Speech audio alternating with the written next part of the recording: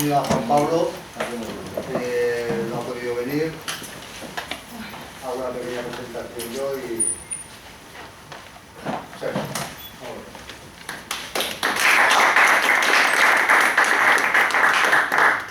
Muchas gracias por considerar que valía la pena, que esto merecía la pena estar aquí. A vosotros, por supuesto, muchas gracias por venir, porque en fin, lo virtual es cómodo y tal, pero está bien, ¿no?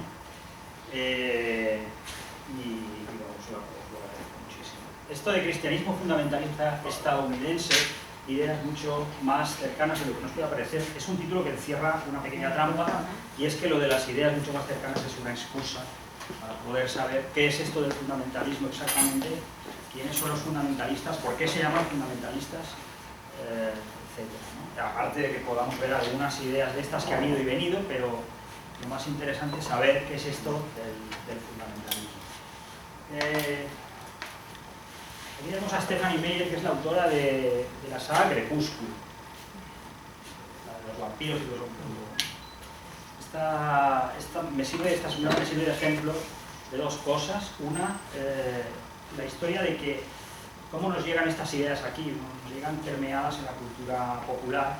Los Estados Unidos, sobre todo de la Segunda Guerra Mundial, empiezan a exportar su cultura popular en forma de productos. Hay toda la industria, desde cine a videojuegos, a literatura, a moda, de todo, ¿no? Y lógicamente, como es cultura popular, pues está imbuida de todo lo que ocurre allí. Entonces, pues también las cosas que tienen que ver con la religión también están permeadas en todo esto y nos llegan. No digo que sea hecho adrede, ni que sea ni siquiera premeditado, o sea, esto sucede. Entonces, esta señora, que sí es premeditado, porque no se ha escogido nunca, lo que hace, ella es mormona, y lo que hace es, en esa saga, introducir una serie de cosas que tienen que ver con el mormonismo, pero sobre todo con la visión de los mormones de las relaciones prematrimoniales, ¿no? Nunca se ha escondido de esto, lo dice abiertamente. Pero además es que le llaman fundamentalista. Y ella no lo es. No es fundamentalista porque es mormona, y los mormones no son fundamentalistas, son radicales, son extremistas, pero no son fundamentalistas. El fundamentalismo es algo muy concreto. Además decía cristianismo fundamentalista estadounidense, que es una redundancia porque el fundamentalismo es cristiano, no puede ser de otra manera, y es estadounidense, porque es nacionalista y es estadounidense. Aunque coloquialmente hayamos aceptado esa palabra pues para referirnos a cosas, a ideas, a ideologías muy extremas. Pues decimos el fundamentalismo islámico, pero eso estrictamente hablando no tiene sentido. El fundamentalismo es cristiano y es estadounidense.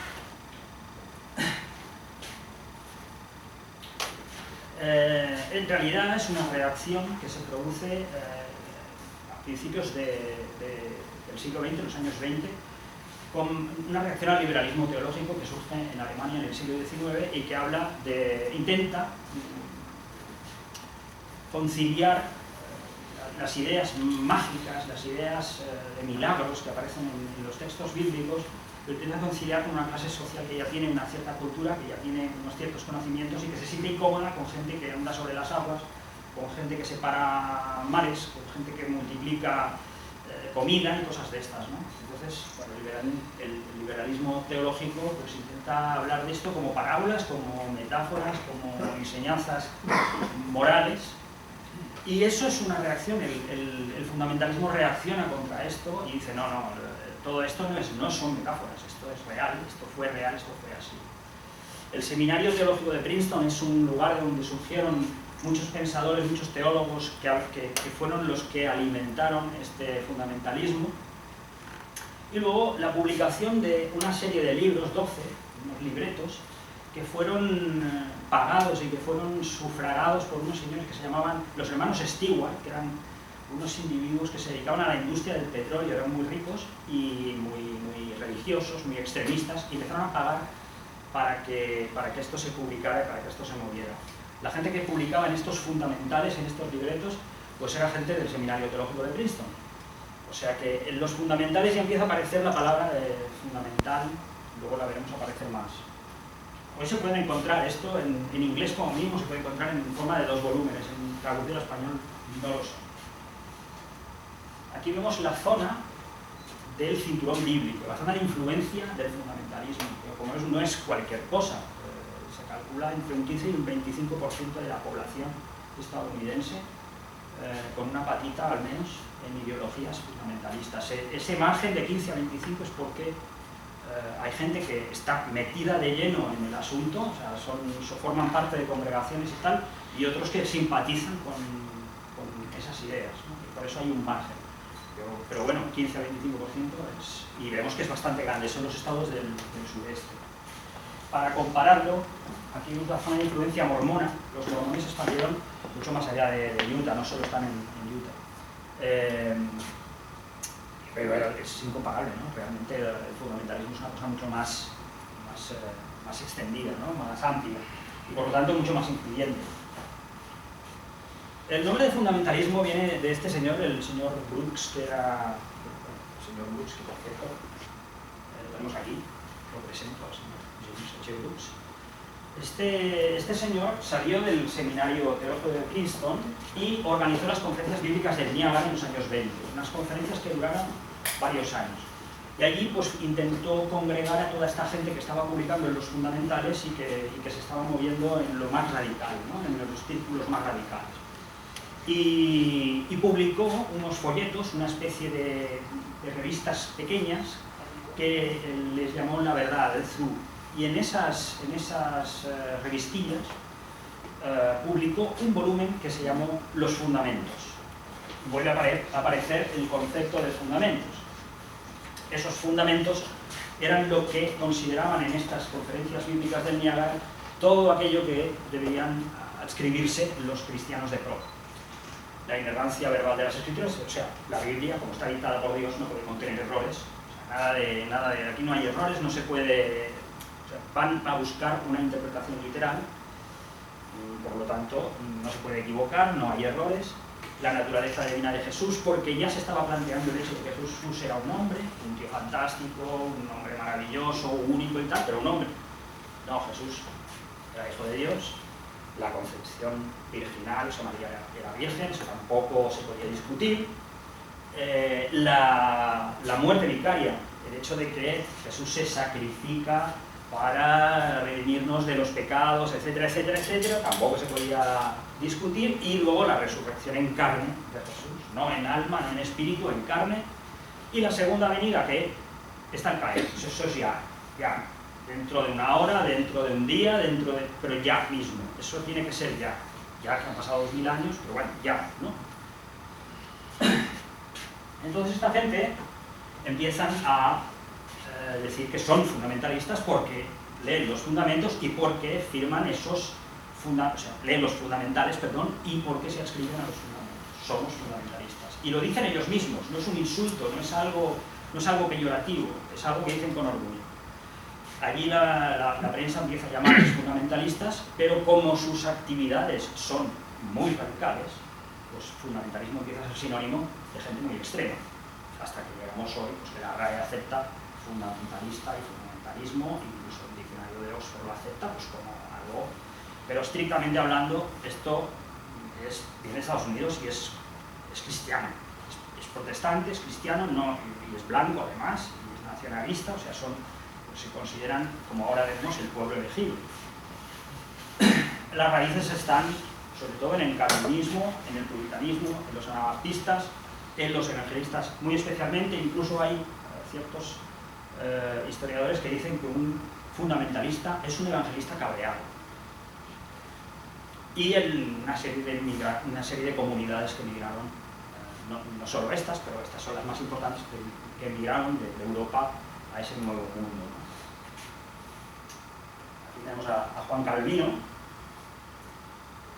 El calvinismo plantea que el ser humano está condenado, estamos todos condenados, y lo único que podemos hacer es arrepentirnos y nada más, ¿no? Porque solo, a lo mejor, quizá, tal vez, si Dios quiere, pues si un individuo se comporta de una forma excelente, pues quizá sea salvado. No se salva todo el mundo, se salvan unos pocos. O sea que es una visión pesimista que somos malos, somos terribles, es una visión muy pesimista y muy oscura del ser humano. Los puritanos fueron, es otra de las influencias de los grupos que llegaron al Nuevo Mundo. Los puritanos fueron no una iglesia exactamente, sino más bien una reforma, una manera de reformar, de intento de reforma dentro del anglicanismo. Ellos veían que el anglicanismo era todavía demasiado católico, lo veían con demasiados tintes católicos y querían una revisión, ¿no?, del anglicanismo. Y lo hacían mirando al calvinismo, radicalizando todavía más esas ideas, ¿no? Una visión pues más extrema. Los anabaptistas, estos personajes, pues bueno, son muy pintorescos y seguramente pues, los conocéis, ¿no? Estos en concreto son Amish, hay más, los menonitas también son anabaptistas. Es un movimiento que surge en Suiza, también por la Reforma, es un movimiento radical, extremista, se agrupan en comunidades que están cerradas, no se pueden mezclar con las comunidades que tienen a su alrededor, porque consideran que todo lo que es mundano, humano, leyes, etcétera, etcétera, pues no es, ellos se rigen por la Biblia y nada más, ¿no? Eso les causa toda una serie de problemas porque no quieren participar en conflictos bélicos, no quieren tener cargos públicos, eso pues crea conflictos allá donde están. O sea que son también de las comunidades que en un momento determinado se ven empujados a irse de los lugares donde están, y el Nuevo Mundo es un buen lugar donde montar comunidades y vivir bajo lo que ellos consideran la ley de Dios. Los evangelistas tendrían su origen quizá anterior, pero tal como los conocemos hoy, en el segundo gran despertar. Los grandes despertares se consideran unos periodos en los que hay una gran actividad religiosa, una gran actividad mística. Ha habido dos. Uno fue en Gran Bretaña y se expandió hacia las colonias, y el segundo grado de despertar, que es el que nos interesa, en el siglo XIX, es un fenómeno que por consenso se considera ya puramente estadounidense. Los evangelistas dan mucha importancia al bautismo, como lo dan también los anabaptistas, a la conversión que representa ese bautismo, porque los anabaptistas consideraban que había que bautizarse de adultos, no de pequeños, porque el bautismo tenía que ser algo consciente, una persona tenía que tomar esa decisión, tenía que haber un acto consciente, no que te bautizaran y ya está, porque es un compromiso, ¿no?, para ellos, un cambio de vida, una conversión. Y los evangelistas adoptan eso también, una profesión de fe. Le dan mucha importancia pues, a esta conversión, a la Biblia, siempre llevan una Biblia encima, la Biblia es algo que les acompaña, hay una relación personal con la Biblia y con Jesús. Una de las cosas del bautismo es esa, ¿no?, la relación personal con Jesús. La crucifixión también es muy importante, y el activismo. Los evangelistas son activistas, o sea, tienen que tener una actividad en la comunidad, para la comunidad, y luego de evangelización también. Juegan un papel, cualquier miembro de la comunidad juega un papel en esto. Hablo de los evangelistas estadounidenses, lo digo porque hay gente que me dice, bueno, pero soy evangelista, no tengo nada que ver con esto. Vale, los evangelistas latinoamericanos son otra cosa. Estoy hablando de los estadounidenses, que hay evangelistas de muchos tipos, claro, igual que los bautistas, que también son fundamentalistas, pero estoy hablando de la gran mayoría, que son blancos, ¿no?, que hay comunidades afroamericanas también evangelistas. Pero hablo de los fundamentalistas, por lo tanto son, pues eso, blancos y que siguen con estas premisas, ¿no?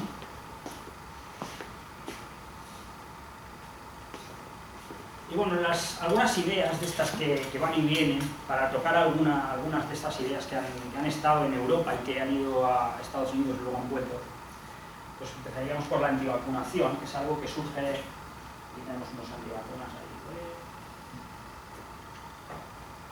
es algo que surge en Gran Bretaña, prácticamente al mismo tiempo que está surgiendo la idea de la vacunación. Hay una serie de altercados políticos en Gran Bretaña, se producen porque hay una crisis económica importante, y el gobierno pues tiene la buena idea, la feliz idea de aprobar unas leyes para que las clases pudientes puedan ocupar a las personas que están sin trabajo, alojarlas en su casa y darles de comer. Eso genera unos altercados, unas manifestaciones, porque se ve como un intento de regenerar, de revitalizar la esclavitud. En ese contexto, paralelamente, las vacunas empiezan a avanzar, empiezan a convertirse en algo factible, en algo eficaz. En 5 años ya se ve como algo muy eficaz contra la viruela, que estaba asolando el mundo, y en 10 años ya se está usando, vamos, ampliamente, ¿no?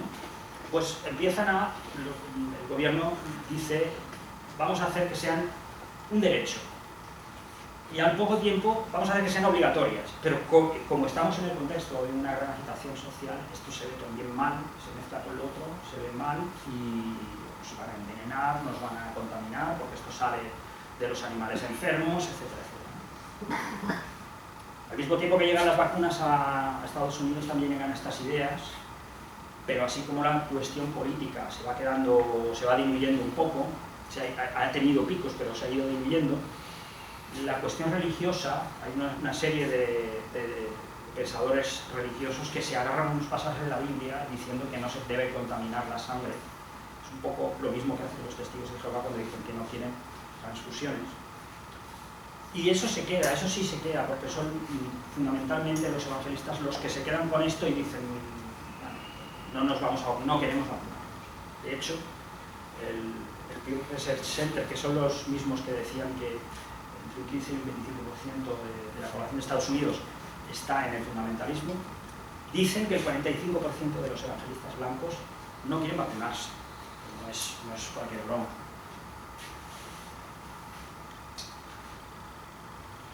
Ese tipo de consignas, solo la sangre de Jesús puede protegernos, ¿no? El terraplanismo,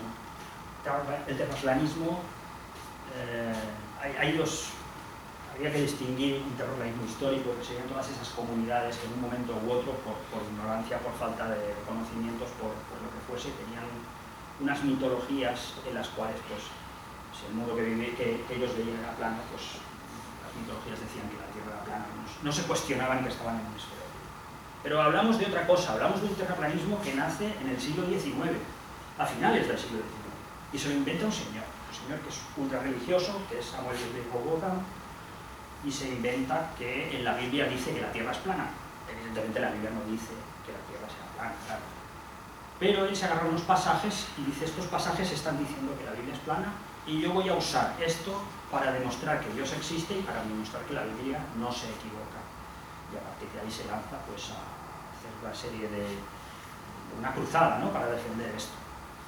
Nunca ha sido una cosa muy mayoritaria, le dan un poco de coba a una gente que tiene, pues, posibles y que montan una sociedad de la Tierra plana. Esto también va hacia Estados Unidos y allí se queda también un poco enredado hasta que llega al evangelismo más radical, a los creacionistas, algunos creacionistas, porque tampoco todos los creacionistas piensan esto, y ahí se mantiene el tema de la Tierra plana hasta que a principios del siglo XXI esto vuelve a resurgir, pues en Internet, como decíamos, las cosas de la cultura popular y tal, ¿no? Pues resurge, se le da voz, bueno, pero nunca ha dejado de ser una cuestión religiosa muy extrema. Oliver Ibáñez, que es uno de los líderes del movimiento en España, si no el más importante, él mismo lo dice. Yo esto lo leí, yo empecé a leer el libro de Enoch y tuve como una revelación, y a partir de ahí pues me metí en todo esto. O sea, que es algo religioso al 100%.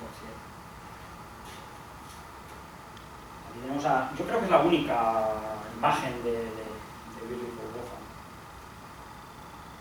Y el creacionismo, no sabía si hablar del creacionismo o no, porque en realidad en Europa no hay un creacionismo, no existe.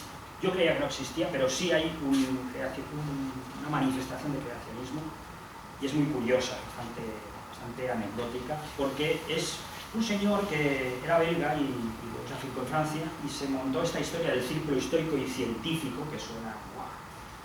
Pero él decía que esto defendía el creacionismo católico, algo que es contra sentido total, porque el catolicismo se ha alejado de todas estas cosas hace mucho tiempo, y por lo tanto el creacionismo es estadounidense básicamente y es protestante.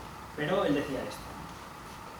Hay tres tipos de creacionismo, el creacionismo de la Tierra joven, el creacionismo de la Tierra vieja y el creacionismo científico o creacionismo de diseño inteligente.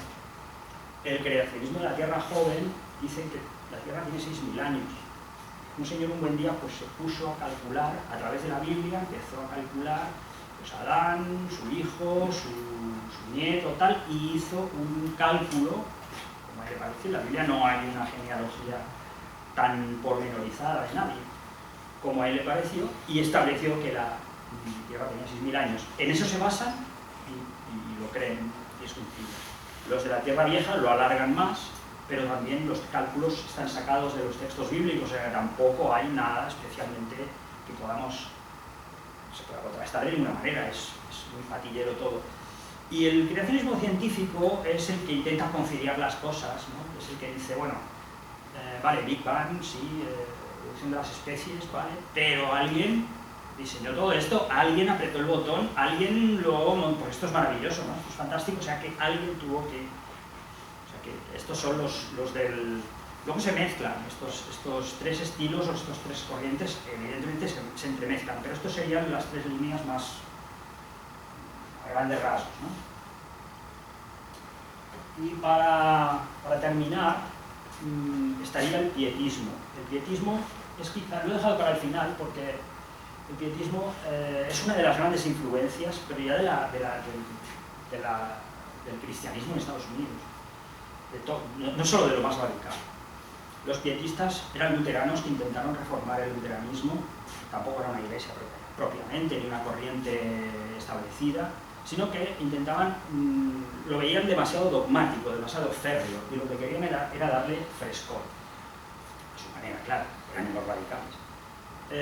Y empezaron a reunirse en casas particulares para leer la Biblia, y además querían que el sacerdocio podía ser laico. O sea, tenían una serie de planteamientos que eran muy contrarios a lo que el luteranismo era hasta entonces. Pero cuidado que cuando se reunían para leer la Biblia no lo hacían para interpretarla ni para entenderla, sino que lo hacían para experimentar las emociones y hablar de esas emociones que sentían cuando leían la Biblia. Porque creían que en sus cabezas, en la cabeza, estaba Satanás y en el corazón estaba Jesús. Entonces, todo lo que está en la cabeza es intelectual y todo lo que está en el corazón pues es emocional, y eso es lo que había que seguir, ¿no? Entonces hacían un gran énfasis de la lectura de la Biblia, pero, claro, de la lectura de la Biblia de esa manera, no para interpretarla ni para aprender ninguna, sino para experimentar emocionalmente. Bueno. Pues, en fin, yo he llegado hasta el final de la exposición y os dejo aquí un código QR si queréis escanearlo y acceder a las referencias de la charla, y además accederéis al blog y tal. Bueno, estas referencias, si las queréis escanear, tenéis que suscribiros al blog. No hay que, yo no pido dinero ni nada de eso, no hay que pagar a su cuenta. No os ha aburrido demasiado todo esto. Así que gracias. ¿Tenéis alguna pregunta para hacerle? Vemos un ratito. Del evangelismo que decías entre Estados Unidos y Sudamérica, ¿se está produciendo que la visión de los evangelistas fundamentalistas está colonizando al evangelismo? Claro, pero el evangelismo estadounidense es tremendamente nacionalista. Ellos son el pueblo elegido. Cuando llegan al Nuevo Mundo, las comunidades que se van al Nuevo Mundo a colonizar, lo hacen porque creen que en Europa, se sienten incómodos en Europa. Europa está evolucionando mucho, está haciendo unos cambios importantes en cuanto a pensamiento crítico, en cuanto a revolución científica, la ilustración. Entonces ellos se sienten aquí y ven en el Nuevo Mundo, que además este nombre, Nuevo Mundo, les parece una pasada, ¿no? Porque es Dios que ha puesto este Nuevo Mundo aquí para que vayamos nosotros. Es como una tierra prometida. Entonces esto marca ese nacionalismo. Ellos van allí, son el pueblo elegido. Esto no se puede traspasar Los evangelistas latinoamericanos es otra cosa. Pasamos las ideas radicales, sobre todo a nivel político, porque hay una vinculación con estos grupos y no he querido entrar en política porque eso es otra historia, ¿no? Pero sí, claro, la raíz es la misma, los evangelistas son estadounidenses, la raíz es exactamente la misma. Pero bueno, han ido adaptándose también a las cosas que se han ido encontrando. Incluso los evangelistas europeos también son ligeramente diferentes. No sé si te respondo. Sí. Pues surgen todos de la misma raíz. Los evangelistas también de aquí europeos, sobre todo los gitanos, sobre todo los que bastante evangelistas, vienen de los evangelistas estos que surgen en Estados Unidos. Claro. ¿O son...? No, eso es algo muy nuevo en realidad, ¿eh? Relativamente nuevo, sí, claro. Son, tal como nos entendemos ahora, son del siglo XIX.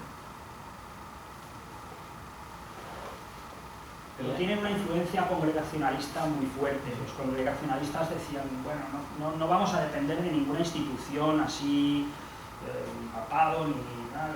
Estaban viviendo en realidad del rey, ¿no?, en Gran Bretaña. Tienen mucha influencia también los evangelistas de esto.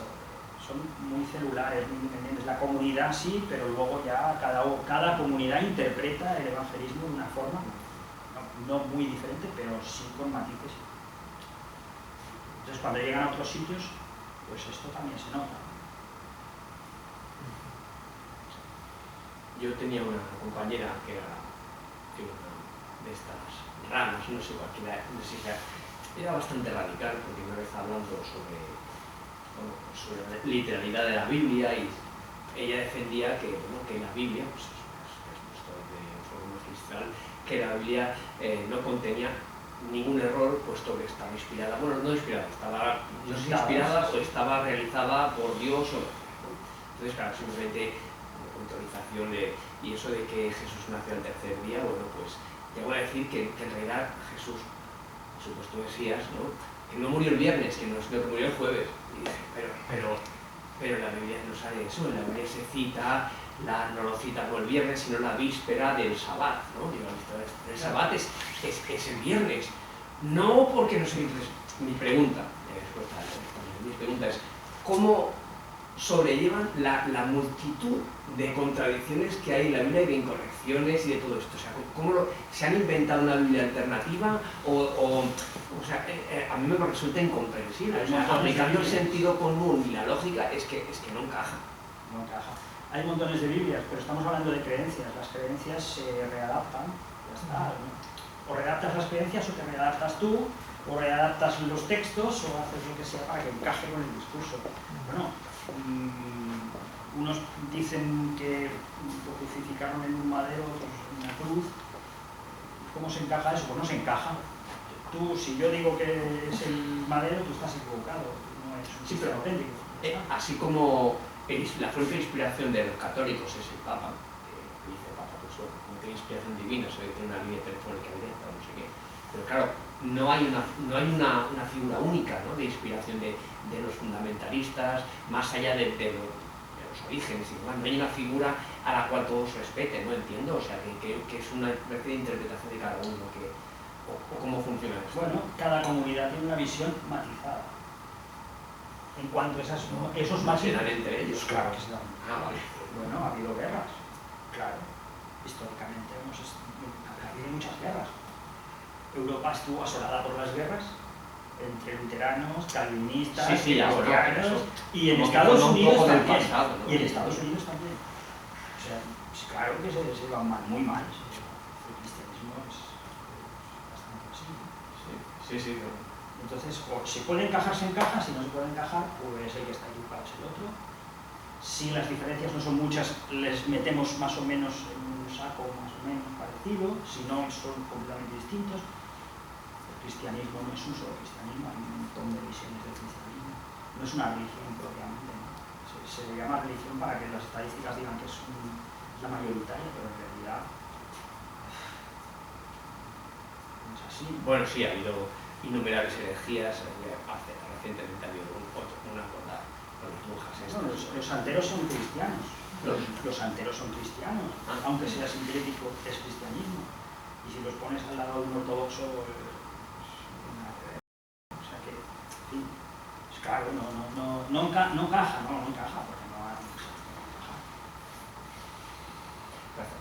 No sé, me sigue sorprendiendo el nivel de abstracción de la realidad, de decir, pero es que si tú te lo lees literal, no pone lo que tú estás diciendo. Bueno, por eso lo interpretan. Dicen que no hay que interpretarlo, pero lo interpretan. Claro. Sí, esto hay que leerlo literalmente, pero luego lo interpretan. Y no, yo no lo estoy interpretando, yo lo estoy leyendo así porque es así lo que dice. ¿Cómo se va a leer un texto que está fuera de contexto histórico y fuera de contexto cultural? Porque ya no tenemos nada que ver con la gente que lo escribe. Pues yo dice lo que tú quieras que diga. Sí, bueno, también dice que la ballena es un pez y que los murciélagos son aves, y estas cosas que dices, hombre, ¿cómo se encaja Es un texto muy antiguo que no se puede adaptar en retrospectiva, ¿no? No puede adaptarse a lo que vamos descubriendo y conociendo y si la Biblia lo dice, y luego pues las es así. traducciones. Y luego están las traducciones, muchas Bueno, traducciones. sí, allí. Pero incluso eso, los fundamentalistas dicen, no, las traducciones no hay ningún problema porque las traducciones están Dios detrás. Es que esta Biblia no se entiende con esta, es que esta no es la auténtica. Y así todo. Es fácil, ¿no? Una creencia es fácil hacerla valer. No tiene nada que ver con la realidad. Hay muchas diferencias notables entre comunidades blancas y negras, evangelistas. Hombre, hay muchas formas. Lo primero es que los blancos radicales, los blancos fundamentalistas no aceptan a los negros como verdaderos estadounidenses. El mapa que ponías antes, como del cinturón fundamentalista, sí, como que coincide mucho con la época esclavista y... Claro. Y allí, bueno, hay comunidades evangelistas afroamericanas y hay comunidades blancas, pero los fundamentalistas de los que yo estoy hablando son los blancos. Luego hay evangelistas afroamericanos radicales, extremistas, racistas, pero no se llaman fundamentalistas. Es que lo que yo quería decir era eso. Es que el fundamentalismo, se usa la palabra fundamentalismo para hacer un sinónimo de extremista, pero es un tipo de extremista. Y sí, claro, hay muchas diferencias con los afroamericanos. Pero hay grupos afroamericanos que son también, dicen unas cosas que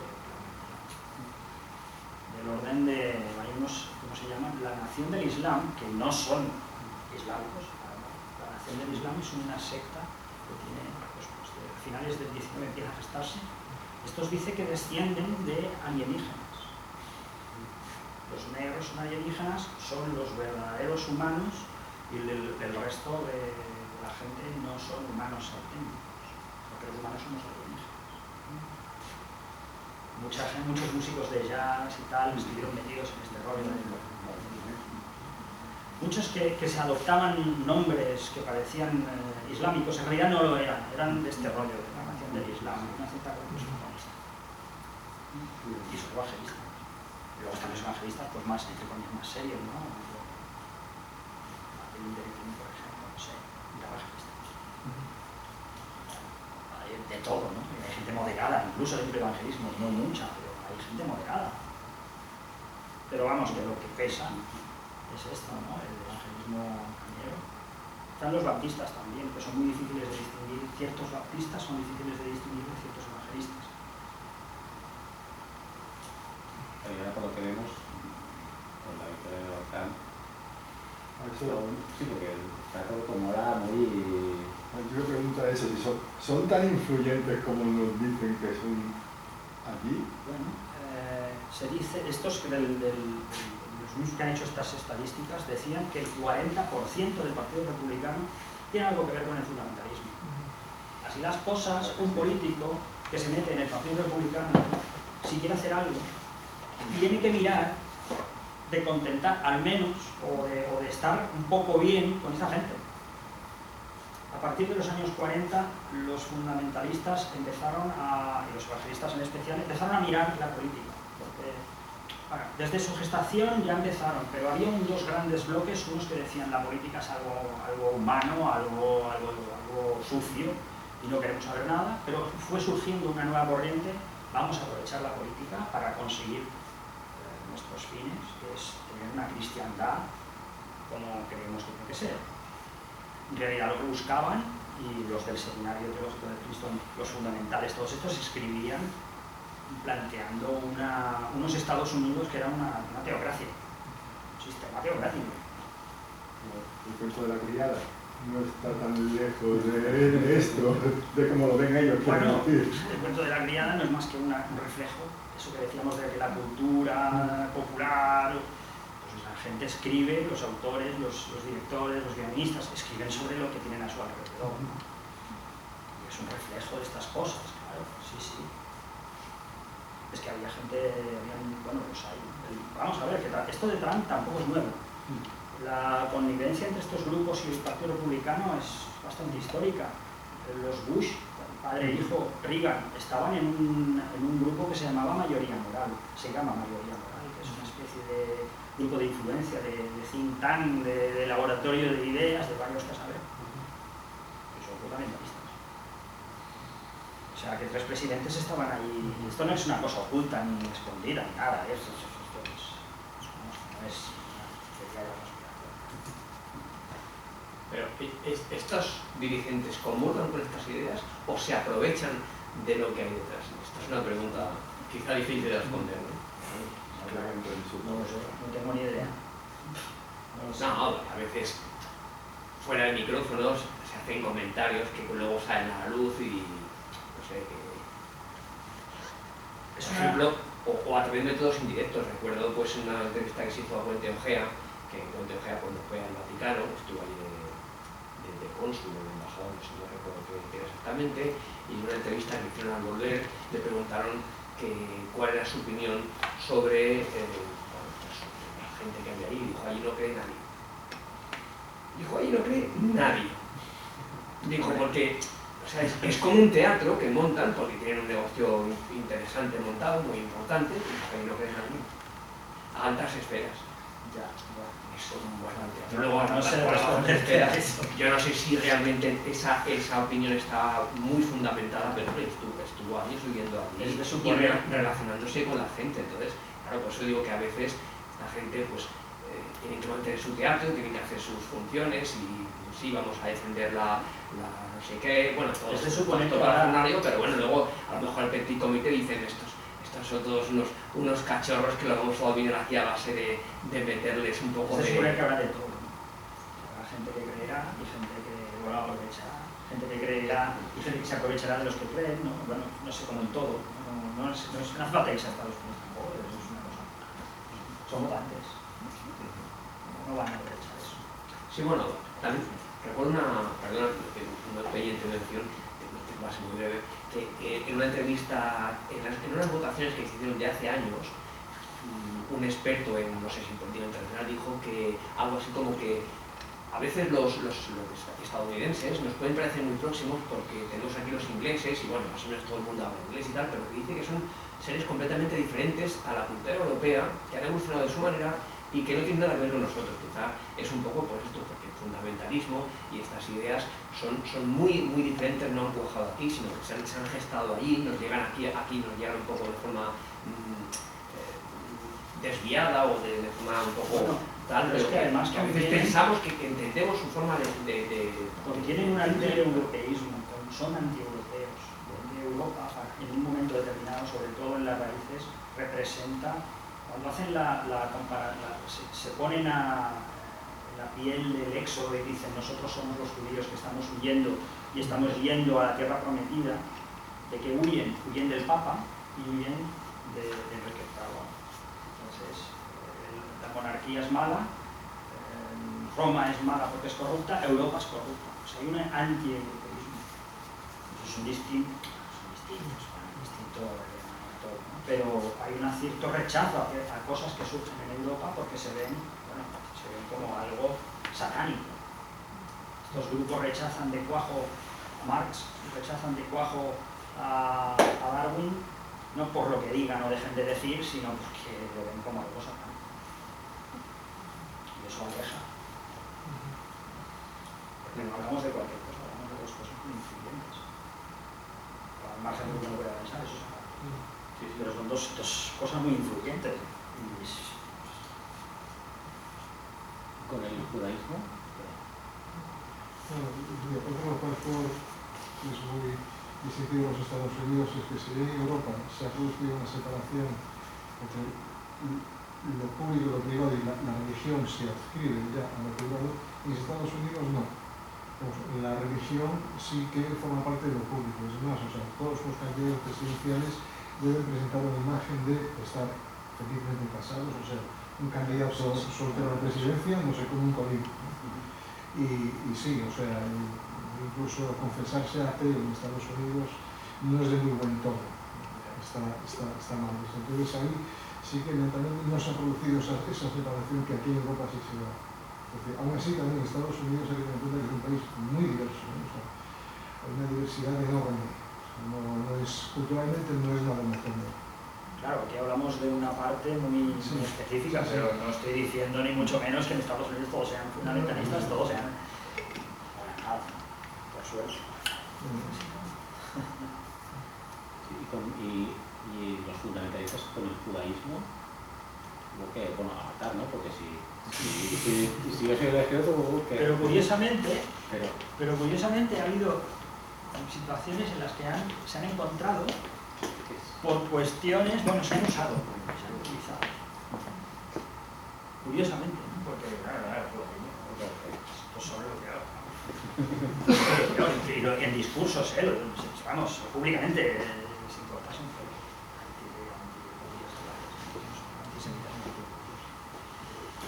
Sí. Pero, curiosamente, en ciertas cosas, política exterior, tal, pues es muy... tienen una actitud así, pero llegan incluso a estar junto con grupos católicos para reivindicar ciertas cosas, leyes antiabortistas, etcétera, y se unen cuando Roma es la peste. Roma es la manera de Europa, con esa palabra. Pero lo hacen porque, bueno, les va bien. ¿Y en Canadá no permean estas ideas? O en muy pequeñas Es escalas diferente, acaso, ¿no? porque estamos hablando de un mundo anglosajón. Canadá es otra cosa. Sí. Va a ser una cosa. Es otra cosa. Ya la forma de colonizar se la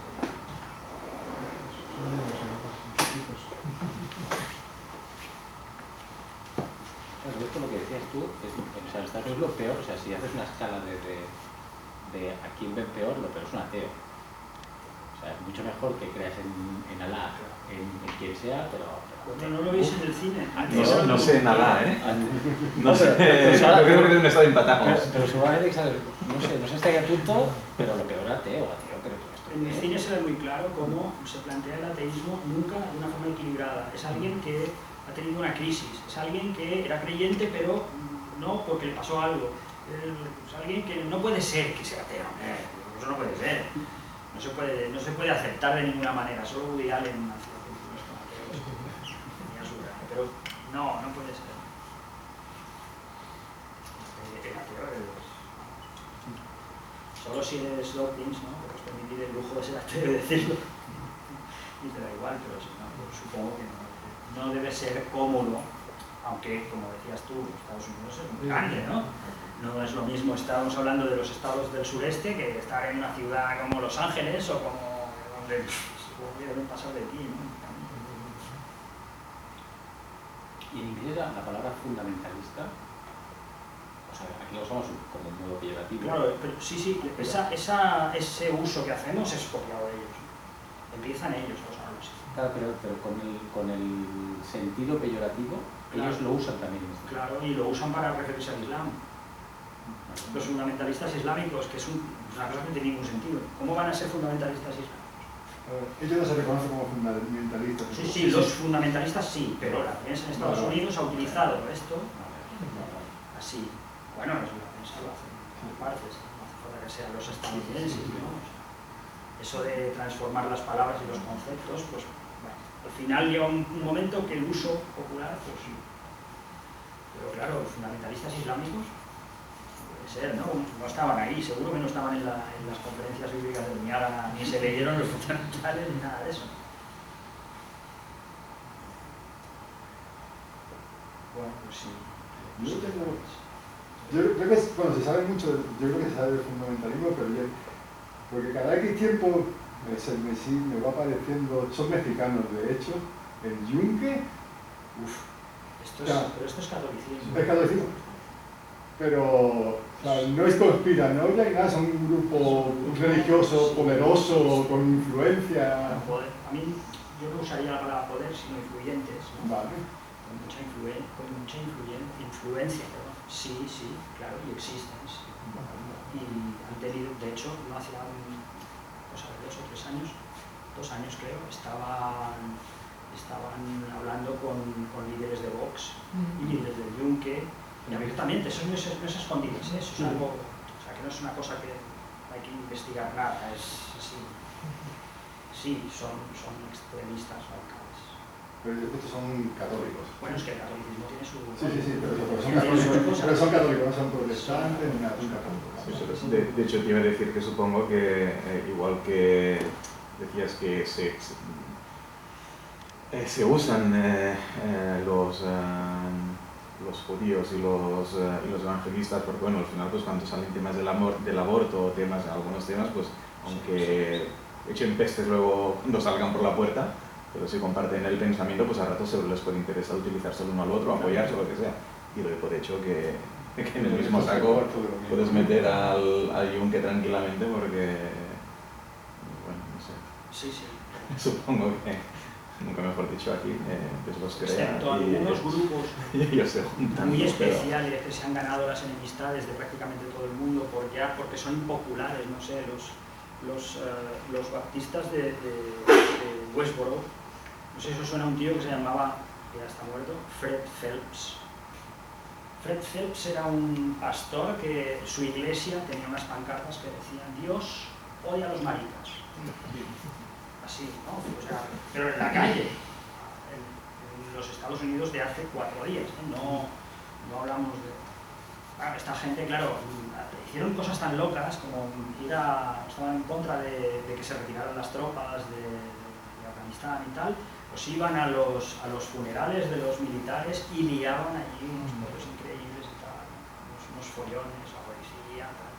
Ahora, esta gente, otras congregaciones y otros grupos se van alejando porque no quieren que se les relacione con estos y con otros. Pero si no, pues se usan, claro. Si no hay nada que les pueda contaminar, pues se usan. Ok, vamos. Tampoco... No hace falta que sean religiosos.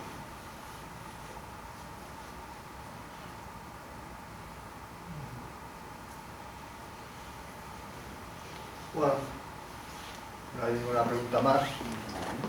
Os damos las gracias a ustedes. A vosotros. Y hasta la próxima. La próxima será en febrero.